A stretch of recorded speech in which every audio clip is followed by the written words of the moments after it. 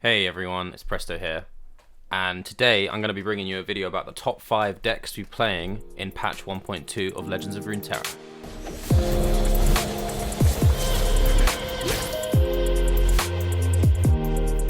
So, the first deck I want to talk about is Ashe Sedge. This will be our number 5.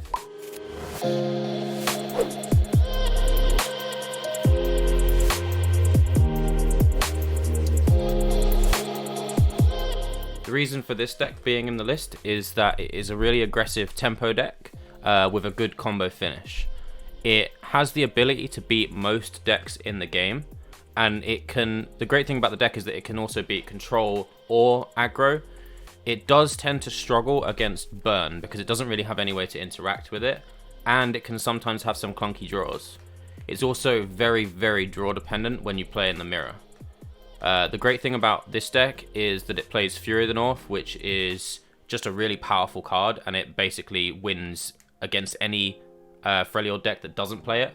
And it also has the Culling Strike and Reckoning combo for when you freeze things. So this deck actually deals with deep fairly well because you can kill Nautilus. It has the ability to just blow someone out with Ashe level up, and it can make a board full of just huge things by playing Avarice and Halfguard and Trifarian Assessor to just draw your whole deck, make everything massive. I've cut 2 Babbling Bjerg from the original list because I think the card is quite clunky and you have better things to do on turn 4 anyway. I'd rather just play a Trapper and hold some mana a lot of the time because Fury of the North is so good that you want to threaten it at all times. But basically this is our 5th deck at the moment in Ladder.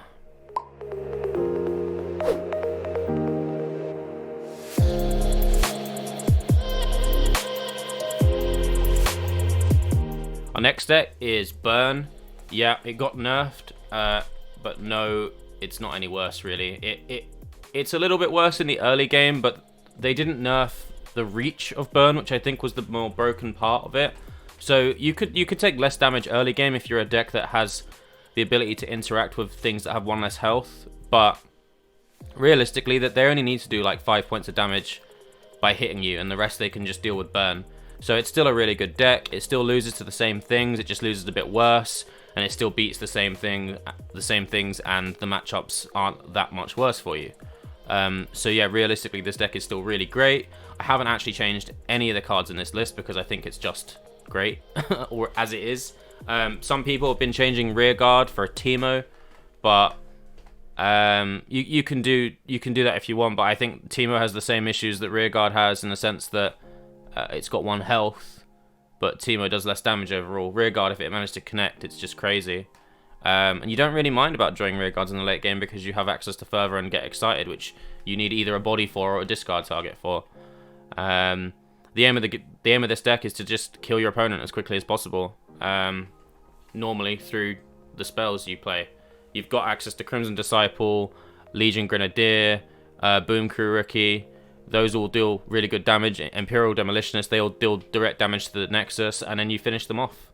There's a 1-of Transfusion here for outplay value, but it's just a 1-of just to threaten things.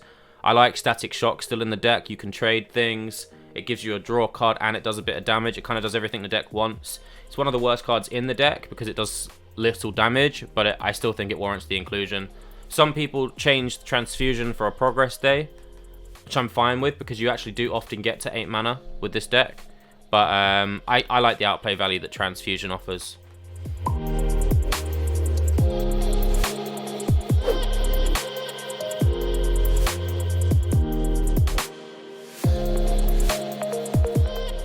Our next deck is one that you don't see that much at the moment, but I'm pretty sure it is definitely a deck that you should be using to climb. It is a different take on how Bannerman is played. It's basically taking the ideas from Lux Karma and placing them into Bannerman.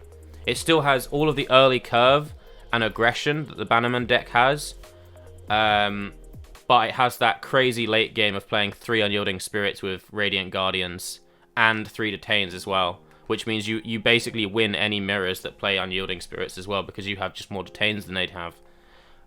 It's changed the bear for Laurent Protege because losing one attack to gain Challenger is probably better a lot of the time. Also, because we're taking out the 5-drop Challenger for Radiant Guardian, we needed an extra Challenger in the deck, I think. But basically, this deck plays exactly the same way you'd play Bannerman, except it just has a much, much better top end nowadays.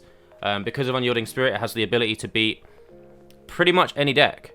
Any deck that doesn't run Ionia is probably going to lose to the Unyielding Spirit, because they just won't be able to deal with it. And you have so many great unyielding targets: Garen, Fiora, Radiant Guardian, even Cytherea. It's pretty good. And then once they're unyielded, you can detain, and there's just nothing they can really do about it. You have the single combats and the concerted strikes to also kill off your opponent with win conditions such as Fiora, or even just gaining loads of life with Radiant Guardian. And any deck that runs Ionia, generally, they're going to struggle against the early aggressive plan that you have if you curve out. So you really do have many ways to win with this deck, and I think it's a bit of a sleeper hit that people aren't playing at the moment. So I've put it as rank 3 for the ladder climb. And the only reason it's there is because I think the next 2 decks have the ability to beat it pretty consistently.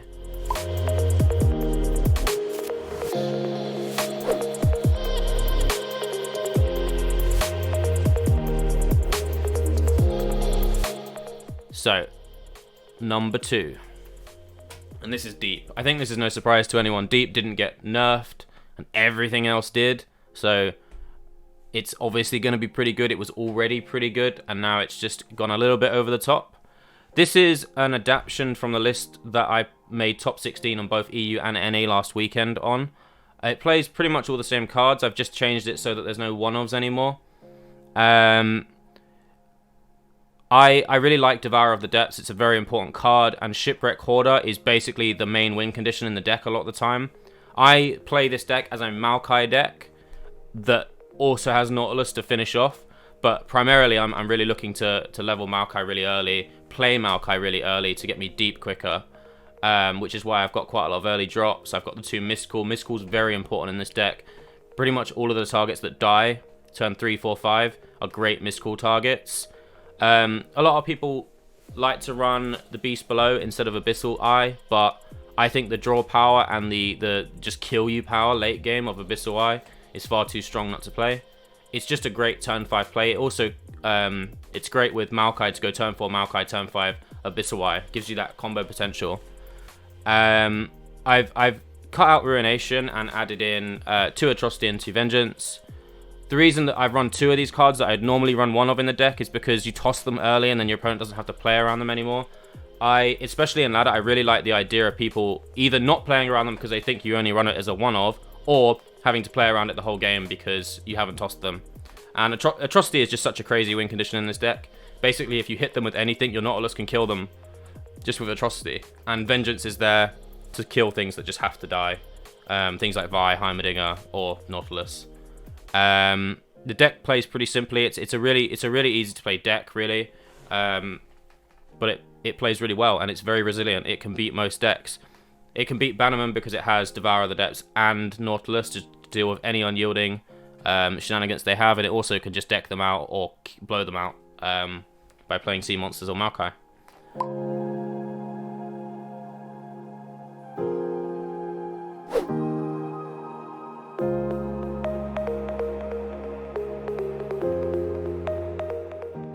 So finally, the number 1 deck of patch 1.2 in my opinion is Weimar, which is a bit silly because it got nerfed and it was the best deck last patch, but the nerfs to it were almost buffs because Deep Meditation was nerfed to 1 extra mana, which means it's now 5, but with the reduction it makes it a 3 mana spell, which is a straight buff to Heimerdinger.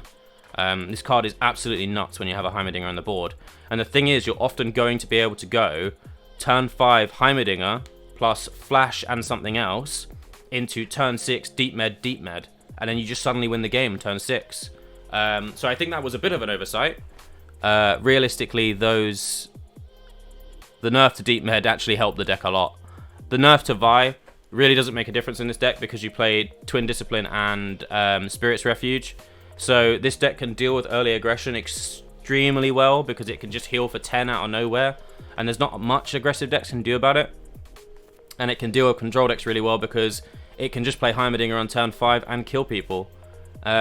Realistically, this deck is extremely well rounded, and it has the ability to basically beat any deck provided it draws its champions. Speaking of which, that is basically the only weakness the deck has. If it doesn't draw its champions, it doesn't really have a way to win, so make sure you have a way to protect them when you do draw them. And often hard mulligan for them, because the deck isn't really a deck without them. Realistically, this deck beats Deep, it beats Bannerman, and it can beat Burn. Burn is the only deck that really threatens this on a regular basis, but if Burn doesn't kill them by turn 5, Vi's going to come out and heal for 10, and that's the end of the game for Burn.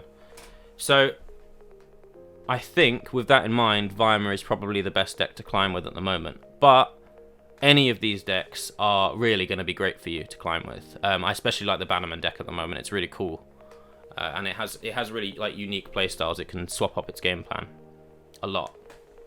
So, thank you everyone for watching the video. I hope you get a lot of use out of this and manage to use these decks to climb up. Let me know if you do manage to rank up with these decks. I'd really appreciate to know that.